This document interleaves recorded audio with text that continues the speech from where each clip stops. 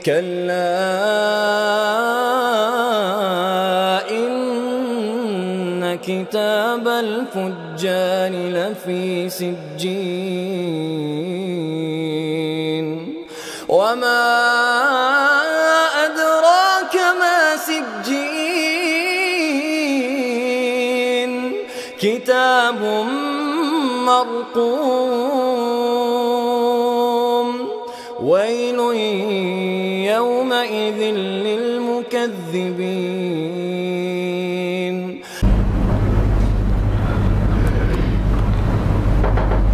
إن الحمد لله نحمده ونستعينه ونستغفره ونؤمن به ونتوكل عليه ونعوذ بالله من شرور أنفسنا ومن سيئات أعمالنا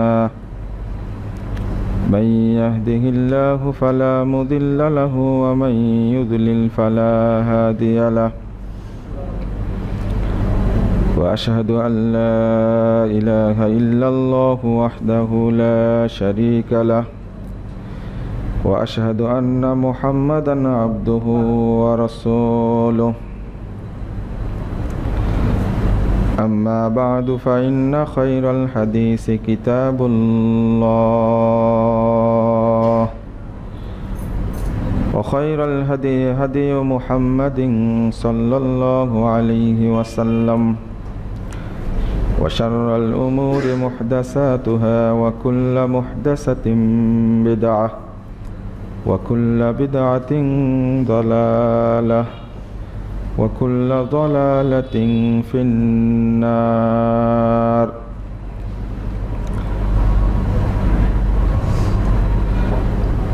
فقد قال الله تعالى في كلامه المجيد والفرقان الحميد أعوذ بالله من الشيطان الرجيم أفحكم الجاهلية يبغون ومن أحسن من الله حكما لقوم يوقنون. عن ابن عباس رضي الله عنه قال قال رسول الله صلى الله عليه وسلم أبغض الناس إلى الله ثلاثة ملحد في الحرم ومبتغ في الإسلام سنة الجاهلية ومطلب دم امرئ ليهريك دمه. رواه البخاري.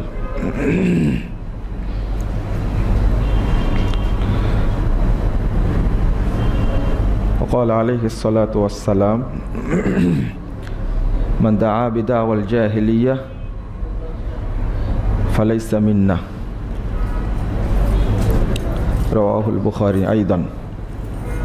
وقال عليه الصلاة والسلام من دعا بدعوى الجاهلية فهو من جوس جهنم وإن صام وصلى وزعم أنه مسلم. رواه أحمد والترمذي بإسناد صحيح. যাবতীয় হামদ ও সানা মহান রব্বুল আলামিনের জন্য।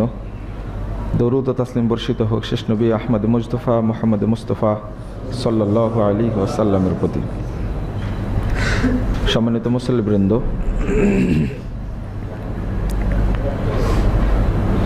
জাহিলি সভ্যতার পরিণাম এবং উত্তরণের উপায়, এই বিষয়টা নিয়ে আপনাদের সামনে দুটি কথা আলোকপাত করব ইনশাআল্লাহ। ওমা তাওফীকি ইল্লা বিল্লাহ আলাইহি তাওয়াক্কালতু ওয়া ইলাইহি উনীব।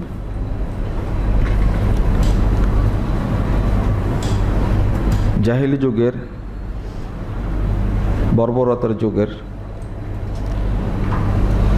অত্যন্ত জঘন্য কুকর্মে বর্তমান সমাজ ব্যবস্থা নিমজ্জিত। শুধু সমাজ নয়, শুধু রাষ্ট্র নয়, পরিবার, ব্যক্তি পর্যন্ত এই নোংরামির মধ্যে হাবুডুবু খাচ্ছে। পরিবারের 2-1 জন সদস্য ভালো হতে চাইলেও ভালো হয়ে থাকতে চাইলেও অন্যান্য সদস্যের নোংরামির হিংস্র থাবায় তারা টিকতেই পারছে না। প্রত্যেকটি পরিবারই আজকে এই সবলে আক্রান্ত। পরিণাম আমরা অনেকে উপলব্ধি করছি। বর্তমান পরিণাম তো আছেই, দুনিয়াবী পরিণাম, পরকালীন পরিণাম কোরআন সুন্নাহয় বর্ণিত হয়েছে, যেগুলোর চর্চা নেই এবং আমরা সেগুলো ভুলেই গেছি বা উপলব্ধি করি না।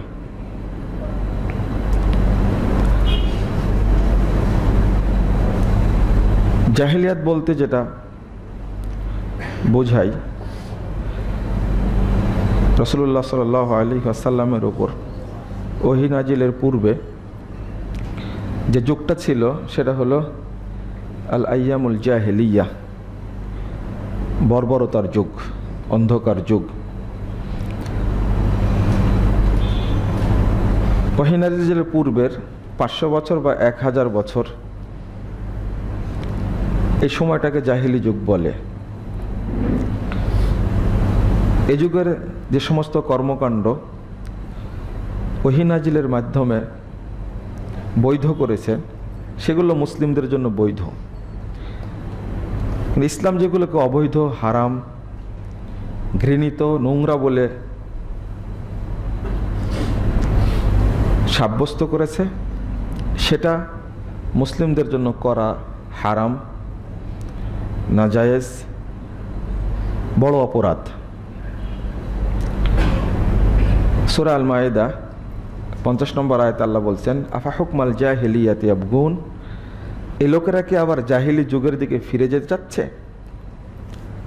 ওমান আহসানু মিনাল্লাহি হুকমান লিকওমি ইউকিনুন, যারা ঈমানদার মুমিন তাদের কাছে আল্লাহর বিধানের চেয়ে উত্তম বিধান আর কি হতে পারে?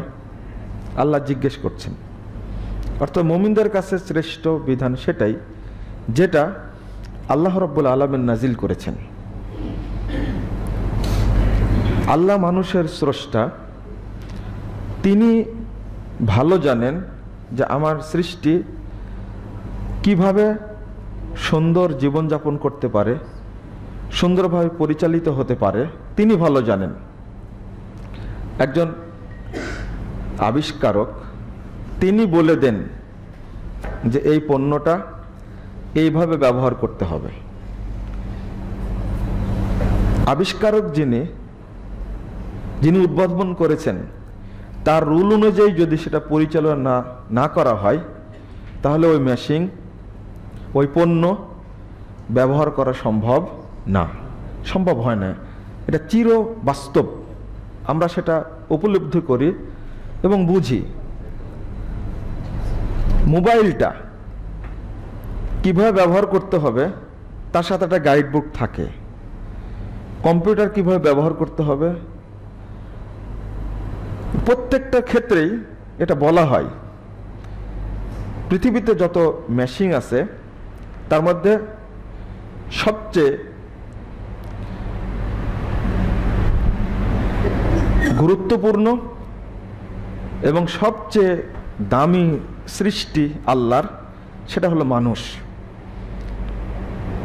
তার যতগুলো পার্টস বা কলকবজা ভিতরে আছে, মানুষের সৃষ্টি পৃথিবীর কোনো পণ্যে, কোনো যন্ত্রে এইরকম সেটিংটা নাই। আর এই সেটটা করেছেন সরাসরি কে? আল্লাহ। আর তিনি গাইড বুকটা দিয়ে দিয়েছেন যে এই যন্ত্র কিভাবে পরিচালিত হবে, অর্থাৎ মানুষ কিভাবে পরিচালিত হবে সেটা আল্লাহ বলে দিয়েছেন। তিনি যেহেতু স্রষ্টা, এই পৃথিবীর কেউ অস্বীকার করে না, 2-1 লোক ছাড়া।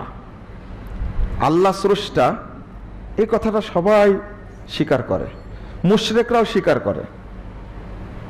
ওরা আল্লাহকে স্বীকার করে কিন্তু আল্লাহর ইবাদত মানতে চায় না। আর কিছু বদ আছে, ধান্দাবাজ, বদমাশ, এরা বলে আল্লাহ বলতে কিছু নাই, কিন্তু মধ্য সাগরে যখন ঢেউ আর ঝড় ঝঞ্ঝায় ঝাপটে ধরে তখন ওরাই বেশি আল্লাহকে ডাকে, তখন ঠিকই আল্লাহকে খুঁজে পাই। কিন্তু নর্মাল চলছে ফিরছে। আর কিছু বদমাশ আছে, এরা বদনা, জ্ঞান পাপী, ধান্দাবাজ, যারা সমাজ নষ্টের জন্য যুক্তি প্রদর্শন করে থাকে। এই যাকে কালো হাড্ডি, বদের হাড্ডি যেগুলো, এরা বলে যে যদি আল্লাহ থাকেন তাহলে আমি জেনা করছি, তাহলে আল্লাহর নির্দেশেই করছি বা আল্লাহর সাহায্যেই করছি। চুরি করছি তা আল্লাহর সাহায্যে করছি। মানুষ হত্যা করলে তো আল্লাহই করাচ্ছে, ধর্ষণ করলে আল্লাহই করাচ্ছে।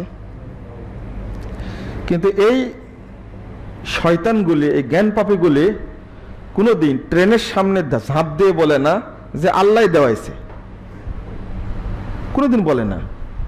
কারেন্টের তারে হাত দিয়ে ও বলে না যে স্রষ্টাই করাচ্ছে, আল্লাহ করাচ্ছে। এরা কোনোদিন কথা বলে না।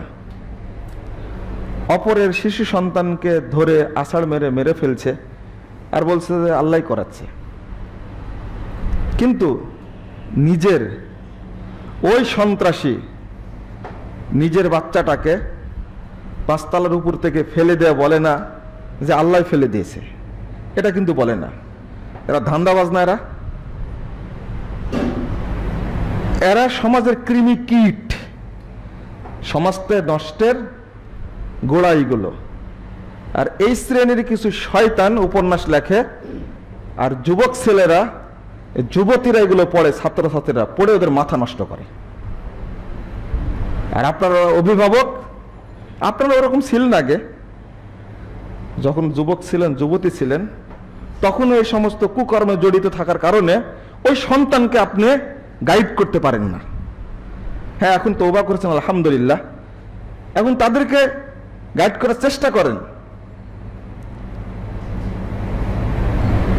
যতদিন পর্যন্ত এই অবহেলা থেকে আমরা সচেতন না হব, বের না হয়ে আসতে পারবো, ততদিন এই সমস্ত নিকৃষ্ট অপকর্ম বন্ধ হবে না, আমরা বেরিয়ে আসতেও পারবো না। আগে সচেতনতা দরকার। প্রথমত আমাদেরকে আল্লাহর কাছে ফিরে যেতে হবে, আল্লাহ রাব্বুল আলামিনের সেই বিধানের কাছে আত্মসমর্পণ করতে হবে। যদি করতে পারি তাহলে খুব তাড়াতাড়ি এই সমস্ত অনৈতিকতা, নোংরামি, বেলেল্লাপনা, বেহায়াপনা, সমাজে যেগুলো চলছে জাহেলিয়াত, সেইগুলো দ্রুত দূর করা সম্ভব।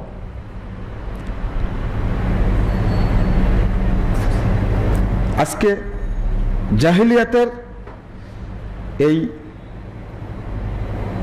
থাবাই সব মানুষের যে পৃষ্ঠ, তা যেন সবাই উপলব্ধি করছে। মুহাম্মদ রাসূলুল্লাহ সাল্লাল্লাহু আলাইহি সাল্লাম বলছেন, সহিহ বুখারী 2য় খণ্ডের 1016 পৃষ্ঠা হাদিসটি বর্ণিত হয়েছে, আবগাযুন নাস ইলাল্লাহি সালাসা, 3 শ্রেণীর মানুষের উপরে আল্লাহর পক্ষ থেকে গজব বর্ষণ করা হয়। 3 শ্রেণীর মানুষ আল্লাহর গজব থেকে মুক্তি পায় না। তার মধ্যে এক শ্রেণীর মানুষ মুবতাগিন ফিল ইসলামে সুন্নাতাল জাহেলিয়া, জাহেলি সমাজে অর্থাৎ মুসলিম সমাজে জাহেলি সমাজের যে কুকর্ম সেইগুলো যারা বিস্তার করে, যারা ছড়ায়, তাদের উপরে আল্লাহ 24 ঘন্টা গজব নাজিল করেন। আল্লাহ তাদের উপরে সব সময় অসন্তুষ্ট থাকেন, তাদের উপর রহমত নাজিল করেন না। সমাজে নোংরামি ছিল না, কিন্তু আপনার মাধ্যমে ওটা ছড়িয়ে গেল। আজকে যেভাবে বাংলাদেশে ভ্যালেন্টাইন্স ডে একেবারে শব্দটা রুচিহীন, উচ্চারণ করতে খারাপ লাগে।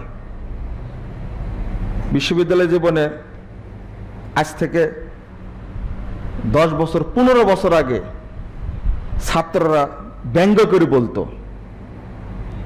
দুইটা শব্দ, এই 14 ফেব্রুয়ারি আর 1 ফাল্গুন। তো ব্যঙ্গ করে যেটা বলতো সেটা মসজিদে খুতবায় বলাটা ঠিক না। তারাই জানতো যে এই দিবস দুইটা খারাপ, এবং তার চেয়ে এখনো বিশ্ববিদ্যালয়ের অঙ্গনে ওই ভাষাগুলো আরো নোংরাভাবে প্রয়োগ করা হয়। কত জঘন্য কর্মকাণ্ড হয় এই দিনগুলিতে। আর একটা 1 বৈশাখ,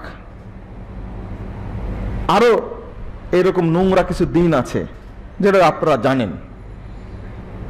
এই যারা আমদানি করেছে সেই সময়ের আমার জানা মতে এক বুড়া, ও মরেছে না বেঁচে আছে আমি জানি না, এ প্রথম শুরু করে যখন কেউ বুঝতই না, একটা চ্যানেলে গিয়ে বসে কিভাবে এই দিবসটা 14 ফেব্রুয়ারি মানে উদযাপন করা যায়।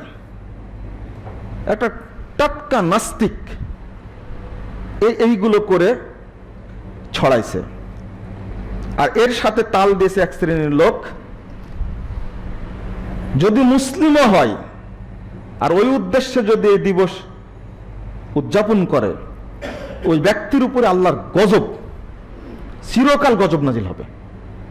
আমি সেটাই বুঝাতে চাইলাম।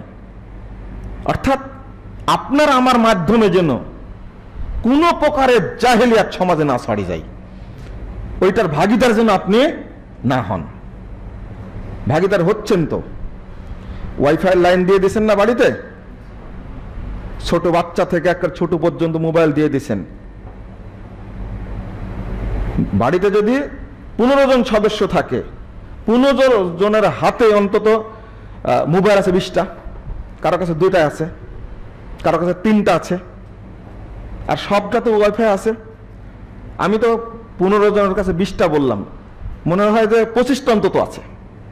একটা আছে খুব কম, 2টা করে মোবাইল সবার কাছে আছে। দেখেন আমার হাতে 2টা আছে, 2টা নিয়ে আসলাম এখন। এটা বাস্তব, আমার এত কি প্রয়োজন?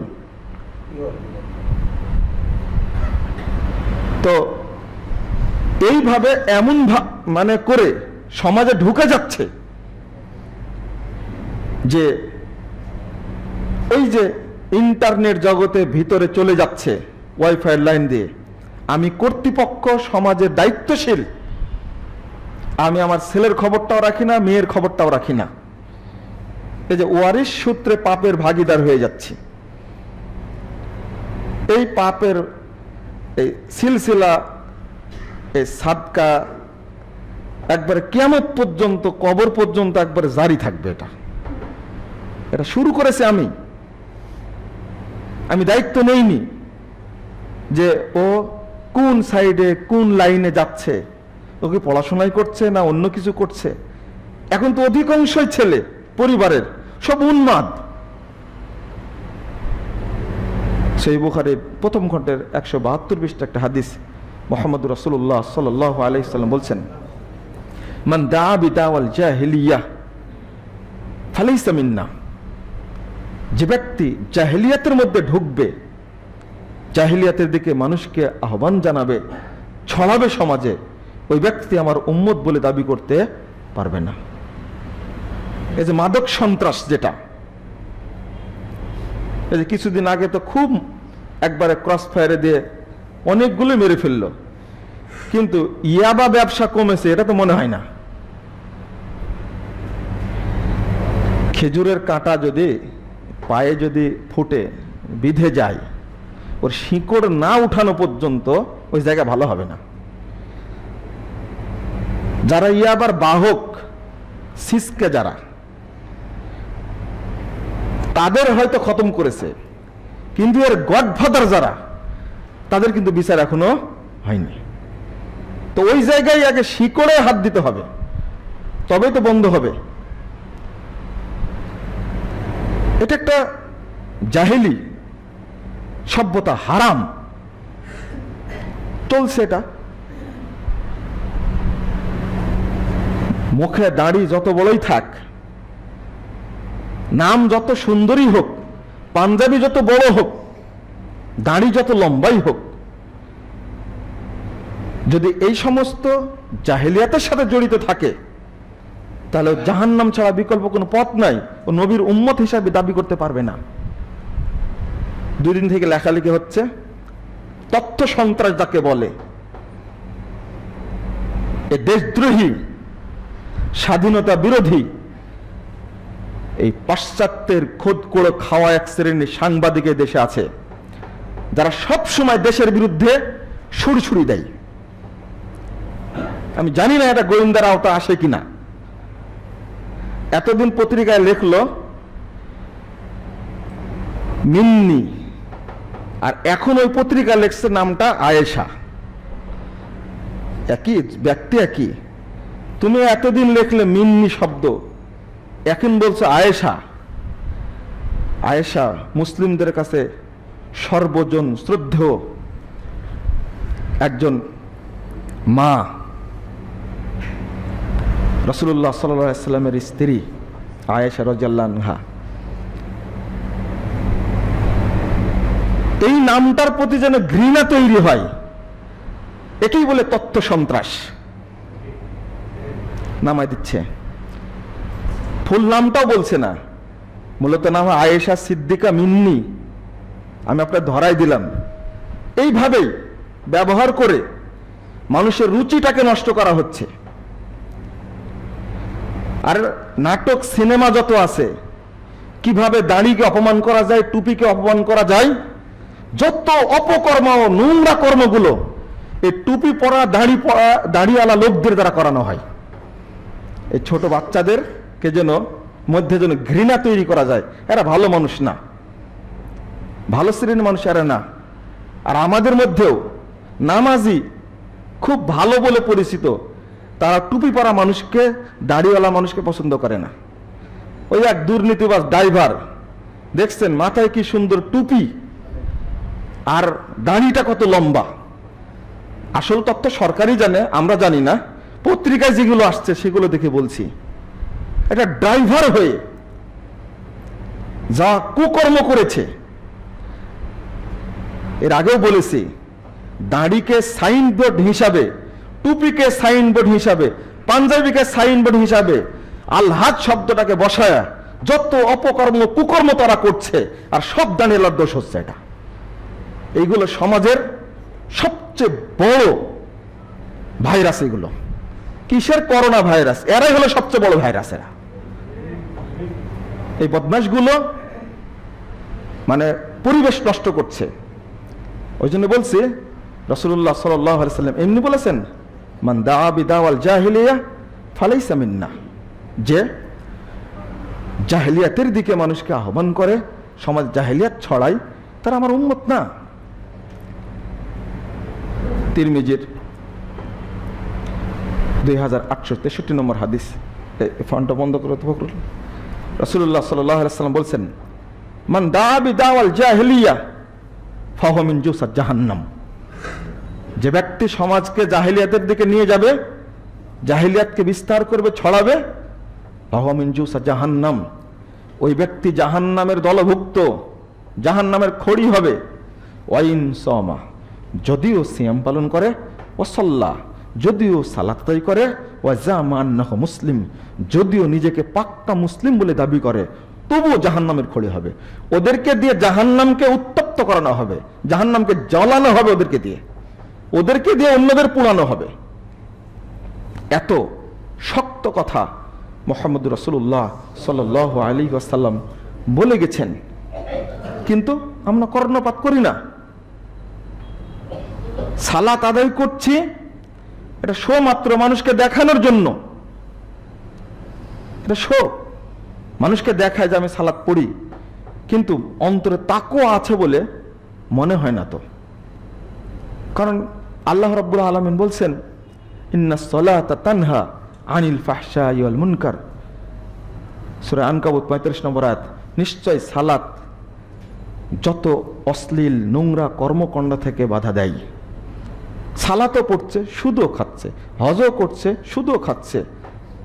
অধিকাংশ মানুষই সুদ, ঘুষ, আত্মসাৎ, দুর্নীতির সাথে একবার জড়িত। এমনভাবে জড়িয়ে গেছে, সুদ খাচ্ছে তো খাচ্ছেই, দুর্নীতি, ফকিরের কাছ থেকেও টাকা নিচ্ছে। ওকে শিক্ষাই দেওয়া হচ্ছে এটা, যে এইভাবে দুর্নীতি করতে হয়। দুর্নীতিতে ছেয়ে গেছে গোটা সমাজটা। হাজার হাজার কোটি কোটি টাকা। দেখেন না একটা পর্দার দাম কত ধরছে, এটা ডিমের দাম কত ধরছে। এটা হাস্যকর হয়ে গেছে এটা সমাজে। এই শিকড় তখনই উপড়ানো যাবে, পরিষ্কার করা যাবে, যখন এই গডফাদারদেরকে ধরে আইনের আওতা নিয়ে আসা হবে, তখন সম্ভব। তা আমি সালাত আদায় করে কি করব?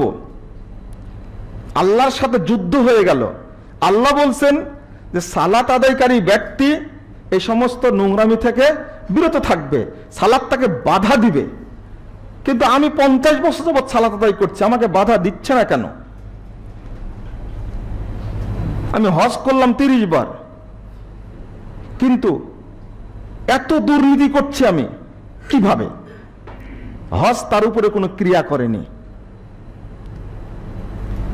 আবার নিজে সালাত আদায় করি, নিজের ওয়াইফকে যেভাবে ছেড়ে দিয়েছি, ও যে কোনো জায়গায় যেতে পারে উলঙ্গ হয়ে, কোনো সমস্যা নেই, চলছেই।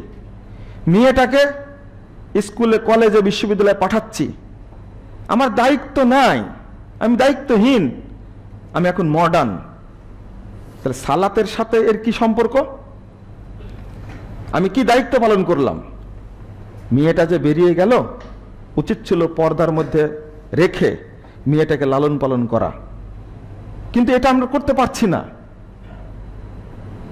অনেকগুলো কারণ সামাজিক, যেটা চলমান থাকার কারণে এটা আমরা পারছি না। তো সালাত পড়ে, হ্যাঁ, একটা হাদিস শিখিয়ে দেওয়া হয়েছে আপনাদেরকে, যা সালাত মিফতাহুল জান্নাহ, নামাজ পড়লেই জান্নাত, নামাজ পড়লেই জান্নাত। 806 নম্বর হাদিস বুখারীর যেটা আসছে, ওইটা শিখায়নি? রাসূলুল্লাহ সাল্লাল্লাহু আলাইহি ওয়াসাল্লাম বলছেন, ইন্নাল্লাহা হাররামা আসরা শুদুদ আলান নার, জাহান্নামের উপরে আল্লাহ সেজদার স্থানটাকে খাওয়া হারাম করে দিয়েছেন। জাহান্নাম খেতে পারবে না, মানে ওর দেহ পুড়ায় ফেলবে, কিন্তু একটা জায়গা খেতে পারবে না। এই হাদিস দেখ কি প্রমাণ হয়? মুসল্লি জাহান্নামে যাবে না? যাবে, এটাই তো প্রমাণ হয়।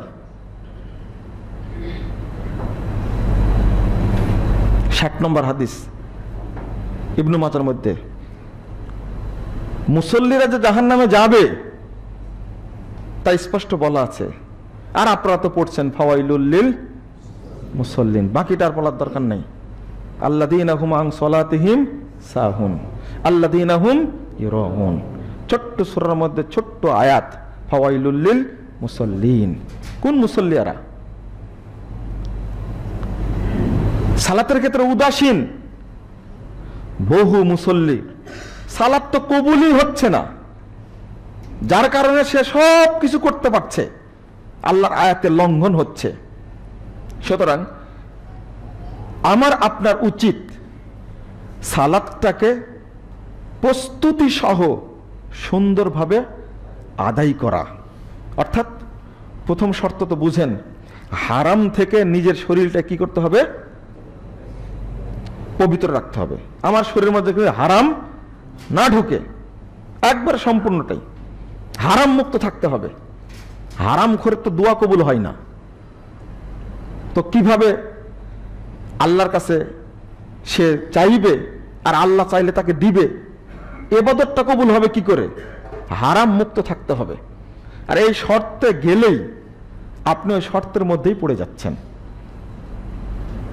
কোটি কোটি টাকা, এখন আবার যে বিটকয়েন না কি হয়েছে, নাউজুবিল্লাহ, এটা একজন পোস্ট করাতে আশ্চর্য হয়ে গেলাম। অদৃশ্য কয়েনের কোনো খবর নাই, চলছে কোটি কোটি টাকার ব্যবসা, আর খুব নাকি লাভজনক। একজন আরেকজন উৎসাহিত করছে। এক সময় ডেস্টিনি একচেটিয়া ব্যবসা করে হাজার হাজার কোটি টাকা ক্ষতি করেছে। এখন এর দ্বারা আবার শুরু হয়েছে, না জেনেই বহু মানুষ ঢুকে গেছে এর মধ্যে। হাজার হাজার কোটি টাকা ভালো মানুষ এফডিআর করে রাখছে, জীবনে টাকার জাকাত দেয়নি, 20 বছর যাবত রাখা আছে, শেয়ার বাজারে লাগানো আছে হাজার হাজার কোটি টাকা, জাকাত দেয় না। এই শ্রেণীর মানুষ আছে নিজের মধ্যে যে হারাম অটো ঢুকে যাচ্ছে এটা কোনোদিনই খোঁজ রাখেনি। ডিপিএস করা আছে 20 বছরের চুক্তি, 30 বছরের চুক্তিতে অনেক টাকা ব্যাংকে পড়ে আছে, অলস, কিন্তু প্রত্যেক বছর তার জাকাত দিতে হবে। প্রফিটটা চলবে না এটা পরিষ্কার, কিন্তু ওটাতে জাকাত দিতে হবে এটা তিনি ভুলেই গেছেন। মানে দীর্ঘ 15 বছর, 20 বছর, 30 বছর যাবত জাকাত দেয় না, বহু টাকার মালিক। তা হারাম ঢুকছে আর আফসোস করছে হুজুরের কাছে এসে যে আমি তো ইবাদত করি কিন্তু শান্তি যে পাই না। হারাম করে শান্তি পাবে কি করে? সালাত পড়ে সেজদা দিয়ে শান্তি পায় না, তাহাজ্জুদ পড়ে শান্তি পায় না। পান না কেন শান্তি? কারণ শরীরের রন্ধে রন্ধে সুদ, ঘুষ, আত্মসাৎ এইগুলোতে হারামে কিলবিল কিলবিল করছে। সুবহানাল্লাহ বললেও শান্তি পায় না, সালাত পড়েও শান্তি পায় না। কতজন বলে যে আমি তো ইবাদত করি কিন্তু মনে প্রশান্তি নাই, কিন্তু হাজার হাজার কোটি কোটি টাকার মালিক, শান্তি নাই। সুখ আছে রে, শান্তি নাই। খুব সুন্দর স্লোগান। কেন? আগে হারাম ছাড়েন, ছেড়ে তারপরে ইবাদত করেন। রাসূলুল্লাহ সাল্লাল্লাহু আলাইহি ওয়াসাল্লামের কাছে সাহাবী নুমান ইবনে কাওকাল এসে বলছেন, 117 নম্বর হাদিস, বলছেন যে ইজা সাল্লাইতুল মাকতুবা ওয়া আহলালতুল হালাল ওয়া হারামতুল হারাম আদখুলুল জান্নাহ। হে আল্লাহ রাসূল সাল্লাল্লাহু আলাইহি ওয়াসাল্লাম, আমি যদি 5 ওয়াক্ত সালাত আদায় করি আর হালাল খাই আর হারামটা বাদ দিই, তাহলে কি জান্নাতে যেতে পারবো? রাসূল সাল্লাল্লাহু আলাইহি ওয়াসাল্লাম বললেন যে নাম, হ্যাঁ তুমি জান্নাতে যেতে পারবা। 5 ওয়াক্ত সালাত আদায় করেন, হারাম শুধু বর্জন করেন। হারাম এত খারাপ যে পরিবারের সদস্যদের মধ্যে যার মধ্যে এই হারাম ঢুকেছে, হারাম ফেরত না দেওয়া পর্যন্ত, তওবা না করা পর্যন্ত ওই পরিবার ওখান থেকে, মানে হারাম খাওয়া শুরু হলো মানে মোমবাতিতে আপনি আগুন জ্বালায় দিলেন, ওই পুড়তে পুড়তে যতক্ষণ শেষ না হবে ততক্ষণ আগুন জ্বলতে থাকবে। যতক্ষণ আপনি আপনার পরিবারকে দুর্নীতি একবারে পুঙ্গ না করবে ততক্ষণ পর্যন্ত ওর অ্যাকশন রিয়াকশন হতেই থাকবে। এই জন্য মানসিক প্রতিবন্ধী, শারীরিক প্রতিবন্ধী, এই রোগ সেই রোগ ইত্যাদি। গত জুমায় খুতবা দিয়ে গেলাম ধৈর্যের ফলাফল। তো একজন বলছে যে একজন বহু আত্মসাৎ করেছে, দুর্নীতি করেছে, জেনা করেছে, ধর্ষক, ওকে এখন রিমান্ডে নিয়ে পিটাচ্ছে, এই করছে, তো সেও কি বিপদগ্রস্ত নাকি? আমি বললাম যে শুক্রবারে মারা যাওয়ার ফজিলত আছে, তাই বলি বিধর্মী মারা গেলে ফজিলত পাবে নাকি? তো বলছে না, তা তো পাবে না। তো এই জ্ঞানটা নাই কেন আপনার? দিনদার, পরেজগার, বারবার বলেছি, এই ধরনের মানুষ বিপদগ্রস্ত হলে বুঝতে হবে যে আল্লাহ রাব্বুল আলামিন তার কি নিচ্ছেন? পরীক্ষা নিচ্ছেন। এইটা বুঝেনি, ওর মাথায় চলে গেছে একটা দুর্নীতিবাজ রিমান্ডে নিয়ে পিটাচ্ছে, ও নাকি বিপদগ্রস্ত। ও একা বিপদগ্রস্ত, কিন্তু হাজার হাজার মানুষের টাকা আত্মসাৎ করেছে, ওরা বিপদগ্রস্ত না? শেয়ার বাজার হরি লুট হয়েছে, হয়নি? ব্যাংক লুট হয়েছে, হয়নি? পত্রিকার পাতা খুললে শিরোনামগুলো পড়তেই খারাপ লাগে। এখন নতুন করে জাহালমের ঘটনা শুরু হয়েছে, এটা তো আপনারা জানেন। কোন এক চোর, এক বাটপার, সে প্রায় 46 কোটি টাকা সম্ভবত ব্রাক ব্যাংক থেকে আত্মসাৎ করেছে। যেখানে আত্মসাতের খবর সেখানে 100 কোটির উপরে 50 কোটি 70 কোটি এইগুলোই ধরা পড়ছে। ওকে যদি রিমান্ডে নিয়ে পিটানো হয়, ওকে শাস্তি দেওয়া হয়, ওর উপরে জুলুম করা হবে? ও জুলুম করা ফরজ ওর উপরে, এটা জুলুম না, এই অপরাধের শাস্তি এটা। আপনার ব্রেনটা বাঁকা কেন, সোজা হয় না কেন? হ্যাঁ, এটাও হাদিসে আসছে, ছোটখাটো অপরাধ হয়ে থাকলে আল্লাহ রাব্বুল আলামিন বিপদ দিয়ে ওই ব্যক্তিকে মুক্ত করে দেন, এটা হাদিসে আসছে। কিন্তু আপনি বুঝলেন আসাদুল বালাল আম্বিয়া, সবচেয়ে নবীগণ হলো বিপদগ্রস্ত, তা নবীগণ সবচেয়ে পাপী অপরাধী, নাউজুবিল্লাহ। তারা মাসুম, নিষ্পাপ, তাদের কোনো পাপ ছিল না আগে পরে, তারাই সবচেয়ে বিপদগ্রস্ত। মানে কি, আল্লাহ রাব্বুল আলামিন তাদেরকে বেশি পরীক্ষা নিয়েছেন, এটা হাদিসে এসেছে। সেদিন বলেছি, যার যত পরীক্ষা তার পুরস্কার তত বেশি, এটা মুমিনের পরীক্ষা।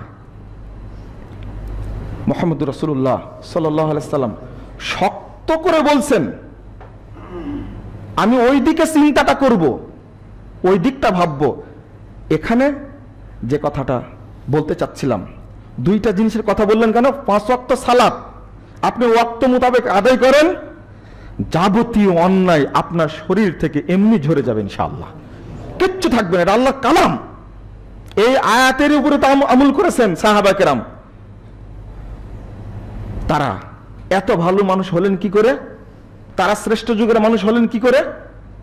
ওই কোরআনের আয়াত আমাদের কাছে আছে, ওই হাদিস আমাদের কাছে আছে, কিন্তু আমরা ওই জায়গায় পৌঁছতে পারছি না কেন? আমরাও পড়ছি, আমরাও আমল করছি, কিন্তু তাকওয়া তৈরি হচ্ছে না কেন?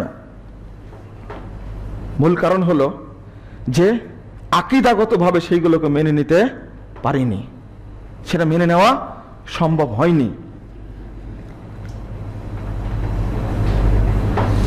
এখানে এক ছোট্ট কথা, সালাত পড়ি কিন্তু সালাতের যে প্রস্তুতি সেটা আমরা কেউ নেই না, প্রস্তুতি থেকে অনেক দূরে। এখানে কয়েকটা হাদিস এসেছে সালাতের প্রতি যত্ন নেওয়ার ব্যাপারে, অন্য ইবাদতের ব্যাপারে এত যত্নের কথা বলা হয়নি। রাসূলুল্লাহ সাল্লাল্লাহু আলাইহি সাল্লাম বলছেন যে ওই ব্যক্তির আল্লাহ রাব্বুল আলামিন সমস্ত পাপ থেকে মুক্ত করে দেন যে ব্যক্তি ইন্তেজারুস সালাহ বাদাস সালাহ, এক সালাতের পরে আরেক সালাতের জন্য অপেক্ষা করে, অপেক্ষা করছে কখন সালাতের সময় হবে। এগুলো কিছু মুরব্বী পাওয়া যায়, পরহেজগার মানুষ পাওয়া যায়, তারা অপেক্ষায় থাকে। দেখেন পানি নিয়ে বসে আছে, আজান হলে অজু করে মসজিদে চলে যাবে, নাতিকে নাতনিকে জিজ্ঞেস করছে দেখো তো কয়টা বেজেছে, ওনার সালাতের টাইমটা পার হয়ে গেল কিনা, আজানের টাইম পার হয়ে গেল কিনা। এটা হলো সালাতের প্রস্তুতি। রাসূলুল্লাহ সাল্লাল্লাহু আলাইহি ওয়াসাল্লাম বলছেন যালিকুমুর রিবাত, যালিকুমুর রিবাত, যালিকুমুর রিবাত, এটাই হলো সালাতকে পাহারা দেওয়া, এটাই হলো সালাতকে প্রস্তুতি। 660 নম্বর হাদিসে বুখারীর মধ্যে এসেছে 7 শ্রেণীর মানুষকে আল্লাহ আরশের ছায়ার নিচে ছায়া দিবেন, তার মধ্যে 3 নম্বরে বলছেন রাজুলুন কলবুহু মুআল্লাকুন বিল মাসাজিদ ফিল মাসাজিদ, ওই ব্যক্তি যে ব্যক্তির অন্তরটা মসজিদে ঝোলানো থাকে, মসজিদ থেকে বেরিয়ে যায় আবার মসজিদ তাড়াতাড়ি ফিরে আসে, এই ব্যক্তিকে আল্লাহ রাব্বুল আলামিন আরশের নিচে ছায়া দান করবেন। আমাদের সাথে মসজিদের কোনো সম্পর্কই নাই যেন, এটা প্রস্তুতি। রাসূলুল্লাহ সাল্লাল্লাহু আলাইহি ওয়াসাল্লাম বলছেন একজন ব্যক্তিকে কবরে রাখার পরে আযাবের ফেরেশতা পাঠানো হবে, ফাইদা উতিয়া মিন কিবালি রাসিহি, মাথার দিক থেকে ঢুকতে চাইলে দাফাতহু তিলাওয়াতুল কোরআন, কোরআন তেলাওয়াত তাকে তাড়িয়ে দিবে, যা এখান থেকে ঢুকতে পারবে না। ওয়াইদা উতিয়া মিন কিবালি ইয়াদিহি, সামনের দিক থেকে যখন ঢুকতে চাইবে তখন তাকে দাফাতহু সাদাকা, সাদকা তাকে বাধা দান করবে। ওয়াইদা উতিয়া মিন কিবালি রিজলাইহি, যখন তাকে ঢোকানো হবে পায়ের দিক থেকে দাফাআহু মাশিয়াহু ইলাল মাসাজিদ, ওই যে মসজিদে গেছে পদচিহ্ন, এই পদচিহ্ন তাকে বাধা দান করবে। মসজিদের প্রস্তুতি। রাসূলুল্লাহ সাল্লাল্লাহু আলাইহি ওয়াসাল্লাম বলছেন যে একজন ব্যক্তি সকাল সন্ধ্যায় অর্থাৎ প্রত্যেক ওয়াক্তে যতবার মসজিদে যাবে ও যেন আল্লাহর মেহমান হিসাবে আসে এবং প্রত্যেকবারের জন্য আল্লাহ পৃথক পৃথক জান্নাতে মেহমানদের ব্যবস্থা রাখবেন। এটা সালাতের প্রস্তুতি। আগে প্রস্তুতি নিন, শারীরিক হারাম থেকে প্রস্তুতি গ্রহণ করুন, তারপরে পোশাক পবিত্র রাখুন, তারপরে রুজি পবিত্র রাখুন, তারপরে ওযু করে সালাতের জন্য অপেক্ষা করুন। আমি সালাতে যাব। কত হাদিস বর্ণিত হয়েছে এ ব্যাপারে, কিন্তু উপস্থিতিটা না থাকার কারণে আমরা সালাতের মধ্যে একাগ্রতা নিয়ে আসতে পারি না। সালাত পড়ি কিন্তু আত্মতৃপ্তি পাই না। পাবো কেন? যখন আত্মতৃপ্তি আপনি পাবেন না, তখন প্রথম মনে করবেন আমার মধ্যে ঈমানের স্বাদ নাই। মানে ঈমান আছে হয়তো, কিন্তু পাওয়ারলেস। বিদ্যুতের লাইন দেওয়া আছে কিন্তু ওই ভোল্টেজে কাজ করে না, কাজ করছে না, এটা আপনি মনে করবেন। দ্বিতীয় কথা হলো, ঈমানের পাওয়ার যার যত বেশি, ওই ব্যক্তি স্বাদ তত বেশি পায়। আল্লাহর কাছে চাইলে সাথে সাথে পাই, ভিতরটা দৃঢ় থাকে। এটাই আমরা করতে পারি না। দ্বিতীয় পয়েন্ট বললেন, হালালটা গ্রহণ করব, হারামটা বর্জন করব।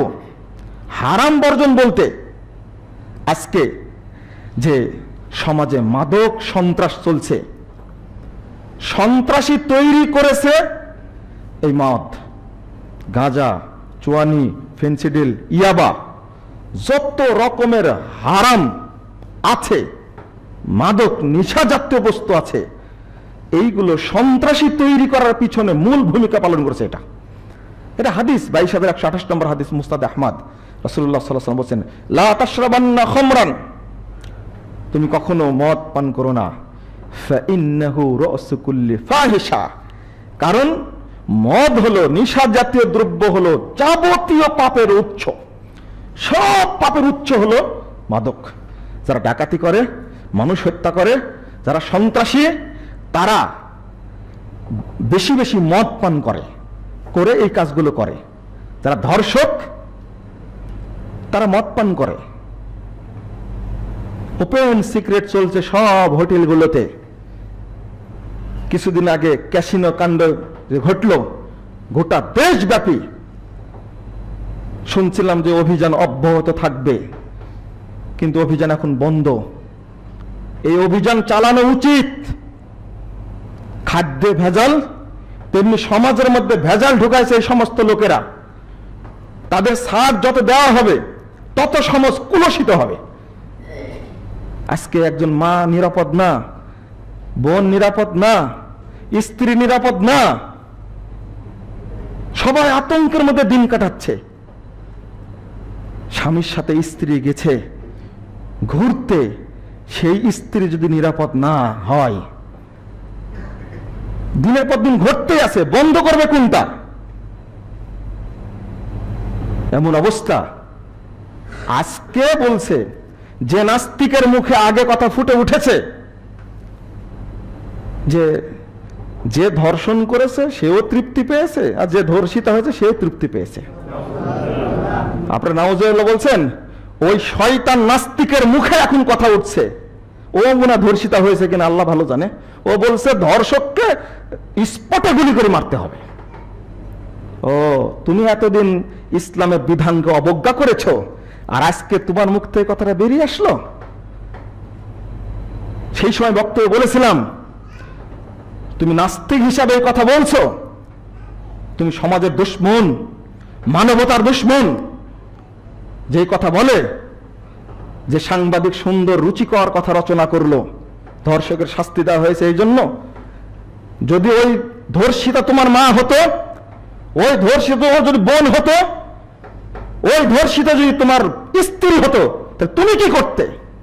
রুচিহীন, কুরুচিপূর্ণ সাংবাদিক এই জিনিসটা বুঝে না। যারা দেশপ্রেমিক সাংবাদিক, তাদের উচিত এদের বিরুদ্ধে প্রতিরোধ গড়ে তোলা।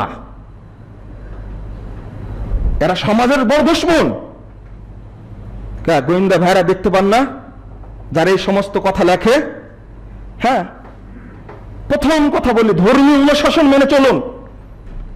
আমরা উপদেশ দিই, মঞ্চে উঠলে তো খুব ভালোই বলা যায়, কিন্তু আর একটা অপরাধ, আইনের শাসন যদি বাস্তবায়ন, আইনের প্রয়োগ যদি যথাযথভাবে না হয়, তাহলে কখনোই কি বন্ধ করা যাবে? কোশ্চিন কালেও নয়। মুহাম্মদুর রাসূলুল্লাহ সাল্লাল্লাহু আলাইহি সাল্লাম যেমন তাকওয়া শিক্ষা দিয়েছেন, তেমনি আইনের প্রয়োগ করেছেন। এই দুর্নীতিবাজ, চোর, বাটপার, ধর্ষকদের বিরুদ্ধে স্পষ্ট ইসলামের নির্দেশনা। আল্লাহ রাব্বুল আলামিন বলছেন, ইন্নামা জাযাউল লাযীনা ইউহারিবুনাল্লাহা ওয়া রাসূলাহু, এই আয়াত পেশ করেছেন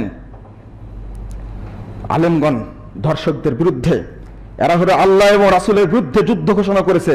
ওয়ায়াসআউনা ফিল আরযি ফাসাদা, তারা জমিনে ফাসাদ সৃষ্টি করতে চেয়েছে।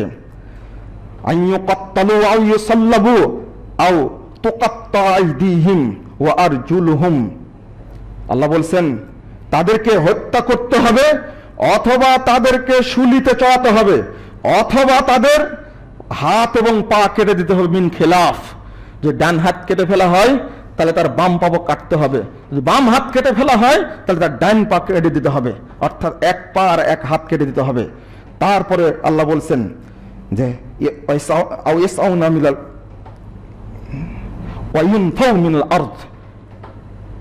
দেশ থেকে বহিষ্কার করতে হবে। এরপরেও আল্লাহ বলছেন যালিকা লাকুম খিজউন ফিল দুনিয়া, এটা হলো দুনিয়ার অপমান শাস্তি, ওয়ালাহুম ফিল আখিরাতি আযাবুন আযীম, আর আখিরাতে তাদের জন্য শাস্তি আছে। তওবা করলে আল্লাহ মাফ করে দিবেন, কিন্তু ধর্ষকদের শাস্তি এটাই, এটা আল্লাহ বলে দিচ্ছেন। ওকে শুলিতে চড়াতে বলছেন, ওকে হত্যা করতে বলছেন। তারপরে ডান হাত কেটে নিতে হবে, বাম পাও কেটে নিতে হবে, অথবা বাম হাত কেটে নিতে হবে, ডান পাও কেটে নিতে হবে। যদি এই ধর্ষকদের বিচার হয়ে যায়, দু একটা কার্যকর করুন। প্রধানমন্ত্রীকে বলবো, দু একটা কার্যকর করুন। শুধু ধর্মীয় অনুশাসন মানে আমরা পালন করব, চেষ্টা করব, এই ওয়াজ করলে হবে না। আইনের যথাযথ কি থাকতে হবে? প্রয়োগ থাকতে হবে, ইনশাআল্লাহ বন্ধ হবে। মুহাম্মদ রাসূলুল্লাহ সাল্লাল্লাহু আলাইহি ওয়াসাল্লাম করেননি? জেনা করেছে, স্বীকারোক্তি দিয়েছে, আর এখন স্বীকার করা প্রয়োজন হয় না। ডিএনএ টেস্ট করলে কি পাওয়া যায় ধর্ষণ করেছে কিনা।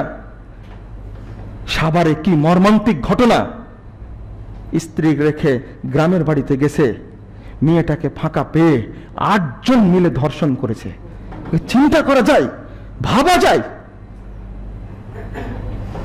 গার্মেন্টসের শ্রমিক কয় টাকা বেতন পায়, গ্রাম থেকে এসেছে শহরে, কত কষ্টে কাজ করে খায়, স্বামীকে নিয়ে থাকে, একটা রাত সুযোগ দেয়নি, মেয়েটাকে রেখে, স্ত্রীকে রেখে গ্রামের বাড়িতে গেছে, আর এই মেয়েটার এই অবস্থা করেছে। কি একটা আশ্চর্য অবস্থা! এখানে টাইম দেওয়ার দরকার নেই, কোর্টে তুলে 1 সপ্তাহের মধ্যে রায় দিন, রায় দিয়ে এদেরকে ঝুলিয়ে দিন, শেষ। এটা কোরআন রায়াত। যারা আগে বিরোধিতা করেছে কোরআনের আইনের, তারা আজকে বলছে স্পটে হত্যা করা হোক। কেন বলছে? মানুষের স্রষ্টা আল্লাহ, বিধানও আল্লাহ রাব্বুল আলামিন দিয়েছেন, কোথায় সমাধান? আর এখানে সবচেয়ে বড় কারণ, যেটা যত কারণে ব্যাখ্যা করি না কেন, পরিবারের অবহেলা, এই ইন্টারনেট, ফেসবুক, ইউটিউব, গুগল ইত্যাদির প্রভাব, যত কারণই বলি না কেন, এগুলো তো অবহেলা আছে। তার মধ্যে সবচেয়ে বর্তমান মরণ ব্যাধি হলো এই যে ধর্ষক সে মনে করে আমি আইনের বাহিরে, আমি এমনিতেই পার পেয়ে যাব। এই ভুল ধারণাটাকে তাদের বুক থেকে বের করে নিতে হবে। ধর্ষক হোক, দুর্নীতিবাজ হোক, সন্ত্রাসী হোক, আর মদ ব্যবসায়ী হোক, যেই হোক না কেন, আগে তার উপরে ভীতিটা তৈরি করতে হবে, ও আইনের বাহিরে নয়, তাকেও শাস্তি দিতে হবে, তাহলে কমবে। আর রাজনৈতিক বলে সে মুক্তি পেয়ে যাবে, এই ভাবনা ভাবার কারণেই কিন্তু এইগুলো হচ্ছে। কিসের দলীয় দাপট? এইটাই বলে গেছিলেন মুহাম্মদুর রাসূলুল্লাহ সাল্লাল্লাহু আলাইহি ওয়াসাল্লাম। চুরি করেছে একজন, বুখারীর হাদিস, আল্লাহ রাসূলের কাছে এসে ছোট্ট ছেলে ওসামা বলছে যে খুব বড় পরিবারের সন্তান, এই মহিলাকে ছেড়ে দিলে মনে ভালো হয়। রাসূল সাল্লাল্লাহু আলাইহি ওয়াসাল্লাম বুঝলেন যে এই বাচ্চা ছেলের পরামর্শ এটা না, এর সাথে গডফাদার আছে, এর সাথে বড় বড় মানে রুই কাতলা কেউ আছে। বুঝতে পেরে মেম্বারে উঠে ভাষণ দিয়ে দিলেন সরাসরি, ওয়াদ হালাকা মিনকুম মিন ক্বাবলিকুম, তোমাদের পূর্বের মানুষ ধ্বংস হয়ে গেছে এই কারণেই। ইযা সারাকা শারিফু তারাকুহু, যখন সম্ভ্রান্ত পরিবারে কেউ চুরি করেছে তখন তাকে ছেড়ে দিছে। ওয়াইযা সারাকা দাইফ ফাকামু আলাইহিল হাদ, যখন সাধারণ দরিদ্র পরিবারের দুর্বল পরিবারে কেউ চুরি করেছে তখন তার উপরে হদ জারি করে হাত কেটে দিছে। শুনে রাখো, আল্লাযী নাফসু বিয়াদিহি, ওই সত্তার কসম করে বলছি যার হাতে মুহাম্মাদের প্রাণ রয়েছে, লাউ সারাকাত বিনতু ফাতিমা বিনতু মুহাম্মদ লাকাতাতু ইয়াদাহা, আল্লাহর কসম করে বলছি আজকে যদি মুহাম্মাদের বেটি ফাতেমা চুরি করত আমি মুহাম্মদ নিজে তার হাত কেটে দিতাম। এটাই হলো ইসলামী শাসন, এটাই হলো আইনের প্রয়োগ। কিসের দলীয় নেতা? সমাজ বাঁচানোর জন্য যে দেশের প্রধানমন্ত্রীও একজন মা, বিরোধী দলের নেত্রী একজন মা, মহিলা, সেই দেশে মা বোন ধর্ষিতা হবে মানে একবার যদি একটু চেতনা সামনে দাঁড়ায়, ধর্ষণ, এই নোংরামি, লজ্জাপনা, লাম্পট্যপনা মাত্র 1 মাসের মধ্যে উৎখাত হয়ে যাবে ইনশাআল্লাহ, যদি প্রয়োগ করা ইসলামী অনুশাসন। ধর্ষক ওদের দলীয় পরিচয় আছে? সন্ত্রাসের কোনো পরিচয় আছে? জঙ্গির কোনো পরিচয় আছে? ওই যারাই এগুলো করে তারাই শুধু উস্কিয়ে দেয়, বাহিরের মানুষকে উস্কিয়ে দেয়, বিদেশকে উস্কানো দেশ করে, হয়তো জঙ্গি রাষ্ট্র হয়ে যাচ্ছে, জঙ্গি রাষ্ট্র হয়ে যাচ্ছে, বিদেশি প্রভুরা যেন সে সহযোগিতা করে। এইরকম করে দেশটাকে আক্রান্ত করতে চায় এক শ্রেণীর মানুষ। তারা দেশের পক্ষে লিখতে জানে না, দেশের পক্ষে বলতে জানে না। দেশকে উত্তপ্ত করে কি চাই? এই দেশটাকে আফগানিস্তান বানাতে চাই, ইরাক বানাতে চাই, লিবিয়া বানাতে চাই। বন্ধুরা আমার, হৃদয়ের রক্তক্ষরণ, কষ্টের কারণে কয়েকটা কথা শেয়ার করলাম আপনাদের সাথে, যে নিজে, পরিবার, ছেলে সন্তান, সমাজ এবং রাষ্ট্রযন্ত্র যারা আছে তারা সবাই আতঙ্কিত। এমত অবস্থায় এই জাহেলি পরিবেশ থেকে আমাদের বেরিয়ে আসতে হবে। যদি মাদকতা যদি বন্ধ করা হতো, সন্ত্রাসী কর্মকাণ্ড বন্ধ করা হতো, আজকে ধর্ষণের সুযোগ পেত না। ইসলামী বিধান কার্যকর হলে, ইসলাম যেভাবে বলেছে ওইভাবে হলে আজকের প্রেক্ষাপট অনুযায়ী আমরা মুক্তি পেতাম, আলহামদুলিল্লাহ। কিন্তু মুক্তি কোন দিন পাবো আল্লাহ পাকি ভালো জানে। এখন যেটা মাদকের কথা বলছিলাম, সেটা দেখেন না ইন্ডিয়ায় কি হচ্ছে, পত্রিকার পাতা খোলা যায়, সবাই জড়িত, যত ন্যাংটাপুনা নোংরামি সবগুলো মাদকের সাথে জড়িত, মাদক কারবারের সাথে জড়িত। ইসলাম ওটা আগেই বলে গেছে, 1500 বছর পূর্বে বলেছে, ফাইন্নাহু রাসু কুল্লি ফাহিশা, প্রত্যেক অপকর্মের মূল হলো মাদক দ্রব্য। আর মাদক সেবন করে অপকর্ম করে থাকে। আল্লাহ রাব্বুল আলামিন আমাদেরকে এই জাহিলিয়াত থেকে মুক্তি দান করুন, আমিন। আমরা চেষ্টা করব নিজের পরিবারকে সুন্দরভাবে গঠন করতে। আপনি ডিশ লাইন রেখে ওয়াজ করে লাভ নাই, ওয়াজ করে কি হবে? হ্যাঁ, কিছু কিছু ভাই বলছেন ডিশ লাইনের শুধু আমরা কাবার কোরআন তেলাওয়াতটা রেখেছি। আপনি রাখেন, আমি বলিনি সেটা। আপনি যদি ব্যবহার করতে পারেন আলহামদুলিল্লাহ, কিন্তু কয়জন পারে? সবাই খুলে রাখছেন, প্রত্যেক হাতে হাতে মোবাইল দিয়েছে। আর আজকে ইন্টারনেটে ক্লাস চালু হওয়ার কারণে, ক্লাস চালু হয়েছে ভালো, কিন্তু ওই বাচ্চাটাকে যে মোবাইল শিখিয়ে দিলেন আপনি, তারপর তার খোঁজ দিলেন না, আরো ঢুকে গেল যৌনাচারের মধ্যে, আরো ঢুকে গেল নোংরামের মধ্যে। এই ইমু বলেন, হোয়াটসঅ্যাপ বলেন, ইউটিউব বলেন, তারপরে টুইটার বলেন, ফেসবুক বলেন, ইন্টারনেট জগতের যতগুলো সাইট আছে, এখন বেরোচ্ছে টিকটক, নোংরামিতে ভর্তি। আপনার সন্তান ছোট্ট বাচ্চাটিকে এইগুলোর আওতায় যেতে আল্লাহর ওয়াস্তে দিবেন না। আল্লাহ রাব্বুল আলামিন আমাদেরকে হেফাজত করুন। আল্লাহ রাব্বুল আলামিন আমাদের দেশকে হেফাজত করুন। আল্লাহ রাব্বুল আলামিন আমাদের দেশের উপরে, মুসলিম বিশ্বের উপরে তার পক্ষ থেকে শান্তি নাজিল করুন। আমিন। আকুল কওলি হাদা আস্তাগফিরুল্লাহ লি ওয়া লাকুম ওয়া লিসাইরিল মুসলিমিন।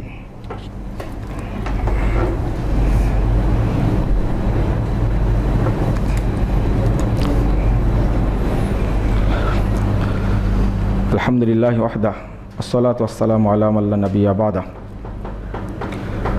সম্মানিত মুসল্লিবৃন্দ, সংক্ষিপ্ত কথা আপনাদের প্রতি আলামিন মসজিদের বিষয়ে।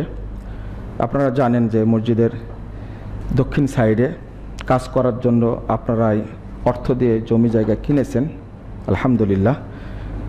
তো মসজিদের কার্যক্রম শুরু করার জন্য ফান্ড লাগবে। মাঝে মাঝে আমরা বলি, আপনাদের আরও বিনীতভাবে বলছি, আমরা যত সম্ভব তাড়াতাড়ি চেষ্টা করব প্ল্যানটা পাস করে কাজটা ধরার, কিন্তু তার জন্য লাগবে অনেক অর্থ। এই অর্থ আবারও আপনাদের কাছেই চাচ্ছি, আপনারা আল্লাহর রাস্তে হাত খোলা দান করার চেষ্টা করবেন, যে দ্রুত মসজিদের সংস্কার নির্মাণ কাজটা যেন করা যায়। আশা করি আপনারা শরিক হবেন ইনশাআল্লাহ, এই দাবি করছি। আপনারা আগেও দিয়েছেন, কেউ 5 লাখ, 10 লাখ, 20 লাখ, 30 লাখ, 25 লাখ অনেকেই দিয়েছেন। এখন আবারও আপনাদেরকে চাচ্ছি, দেশে এবং দেশের বাহিরে যে সমস্ত ভাই বোন আছেন, বিশেষ করে আলামিন জামে মসজিদ অন্যতম একটা দাওয়াতি কেন্দ্র, যেখান থেকে বহু মানুষ ইসলামের সঠিক রূপটা জানতে পেরেছে, সালাফি মানহাজ সম্পর্কে জানতে পেরেছে, এবং সহি আকীদাটা কি সে তার সবক পেয়েছেন। আমরা যদি মসজিদটা বড় করতে পারি তাহলে আরও মুসল্লি ধরবে। রোদে অনেক মুসল্লি কষ্ট করে, বাহিরে দাঁড়িয়ে থাকে, এইগুলো আপনারা বুঝেন। অতএব এই সময় অনুযায়ী জান্নাত কেনার জন্য এবং এর বিনিময়ে জান্নাত নেওয়ার জন্য আপনারা আলামিন মসজিদকে যথাযথ সহযোগিতা করে দ্রুত নির্মাণ কাজ শুরু করায় সহযোগিতা করবেন, এই আশা পোষণ করছে আপনাদের কাছে। আপনারা উদার হস্তে সহযোগিতা করবেন। আল্লাহ রাব্বুল আলামিন আমাদের কবুল করুন, আমিন। দ্রুত নির্মাণ কাজ সম্পন্ন করার আল্লাহ তৌফিক দান করুন, আমিন। আল্লাহুম্মা সাল্লি আলা মুহাম্মাদিন ওয়া আলা আলি মুহাম্মাদ কামা সাল্লাইতা আলা ইব্রাহিম ওয়া আলা আলি ইব্রাহিম ইন্নাকা হামিদুম মাজিদ। আল্লাহুম্মা বারিক আলা মুহাম্মাদিন ওয়া আলা আলি মুহাম্মাদ কামা বারাকতা আলা ইব্রাহিম ওয়া আলা আলি ইব্রাহিম ইন্নাকা হামিদুম মাজিদ। ربنا آتنا في الدنيا حسنة وفي الآخرة حسنة وقنا عذاب النار. اللهم اغفر لنا وللمؤمنين والمؤمنات والمسلمين والمسلمات والأحياء والأموات. اللهم اغفر لنا وللمؤمنين والمؤمنات والمسلمين والمسلمات والأحياء والأموات.